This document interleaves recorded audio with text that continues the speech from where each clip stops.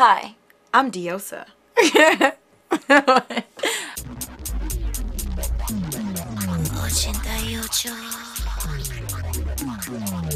Estamos listos.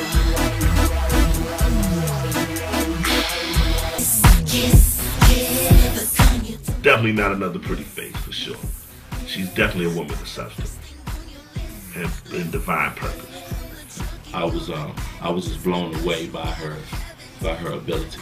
She's very, very talented, and to go along with a work ethic that is second to none.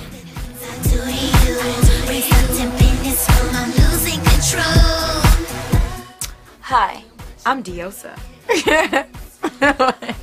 I was born in Michigan, but I grew up a majority of my life in South Carolina. Well, my mom, her side of the family is from Mexico, and my dad, their side of the family is from the States. And so that would make me biracial, Chicana y morena. I started singing when I was 6 years old. I was in musical theater. I had won Best Actress of the Year, and that inspired me to continue doing musical theater. And musical theater was kind of an avenue that kind of led into me singing. And I entered a competition when I was about 16 years old, and I won first place. So I actually was there for acting and singing, and I was kind of just doing singing because I enjoyed doing singing, but I was really there to win in acting. And I actually won second place in acting and won a first place trophy in singing, which really threw me off because I didn't expect to win first place in singing, because there are people there that could really sing, and I was just really blown away. That it was then that I realized that, hey, well, why don't I try to do singing? And I went and bought my first Yamaha motif. So I actually went out and bought me a motif, and Yamaha keyboard, and I went and bought a $3,000 mixing board and an AKG mic, and I started producing some of my own little beats, and recording my own vocals and writing and stuff like that. And then later on I turned it into a business and start charging local artists like $25 an hour to come and record their vocals and have sessions. That's pretty much how I got started, I guess, in singing. Diosa. 1, 2, 3. Every time people look at me, they say that there's something that they can't believe. Now what makes me different from everybody? I don't follow, I like to take the lead. When you walk left, I walk right. Well, I've been working very closely with 88 Fingers. We've been working for about 5 months now, very intensely. He's a very hard, dedicated worker, works many nights and hardly ever get any sleep. July, my man Tiger, who writes with Akon, came to school. We were working on a record for T-Boz, and we were in the grind, pretty heavy that week. And he brought a young lady by, Diosa, by, and it was very hectic. Our schedule over there, at Dallas studio was crazy. So we were working on project after project. So nobody had, several people have come to me as an artist, and nobody has stuck out. But something about this young lady captivated me, and we got in a conversation, and the whole room sat still. And my focus was totally on what she was talking about. She had that air. I haven't heard it at that time. I hadn't heard a note. But she had that air about her that I knew it was something special about her. I'm Jan Smith. I own and operate Jan Smith Studios in Atlanta, Georgia. We're basically a vocal coaching and artist development facility.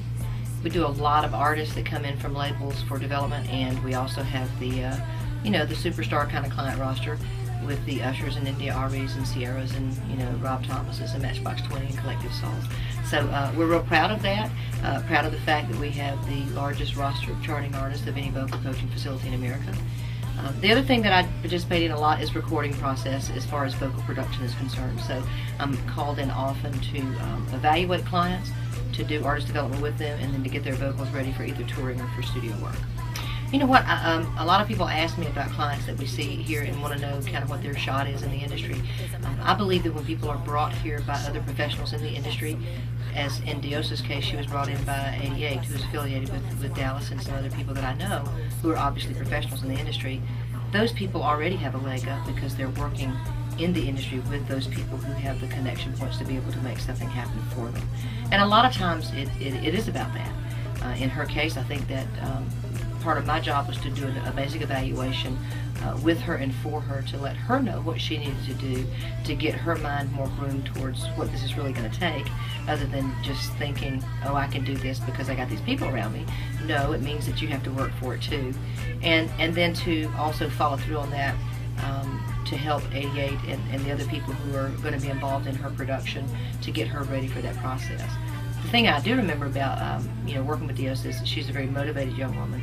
I think that if you don't have that type of desire or that drive to really do it, you're going to fall short, just because the industry is so hard and competitive nowadays.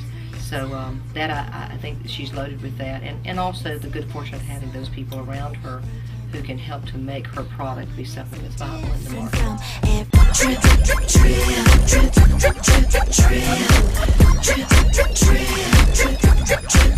I'm in the middle of the night, tossing and turning, can't sleep 'cause of sounds I heard before. My kitchen's on flood, so I gotta make a call to a bro who can come patch this up. Ooh, you got your toolbox, I see you can get a help.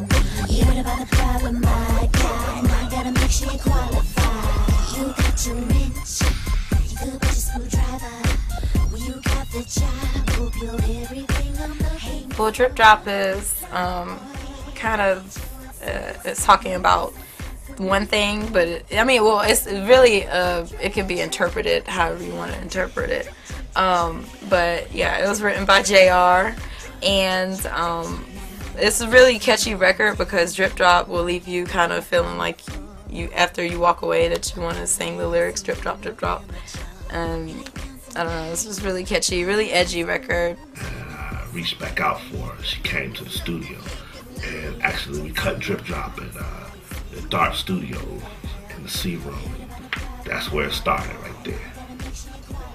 Well, Drip Drop was a real sensual record.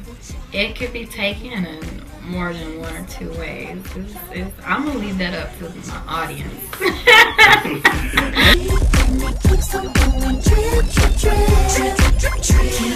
Shiver was written by Darius Calvin and myself. This was written in DC. We worked on it there. We had a nice ambiance in the room. We had candles lit on the floor and stuff, and that's a real intimate setting that was very romantic, I guess you might say. Stop, freeze, take a seat, put your hands all over, explore my anatomy. Ain't no place that you can't go. Boy, you're allowed to be anywhere you wanna be. On my body, only if you make me shiver. Want you to make me shiver, shiver, shiver, shiver.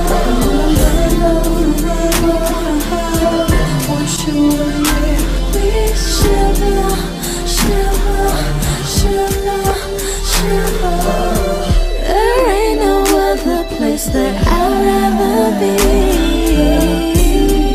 And here in your shaking uncontrollably. Touch me right there. You feel so good. I'm way past just a quiver. Your love, it makes me shiver, yeah.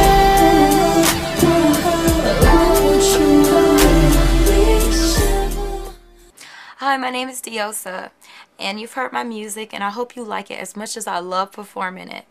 I love singing, acting, dancing, and writing, and making great music. My album is coming soon, so get ready for it. Hasta luego, mis amigos. Mwah.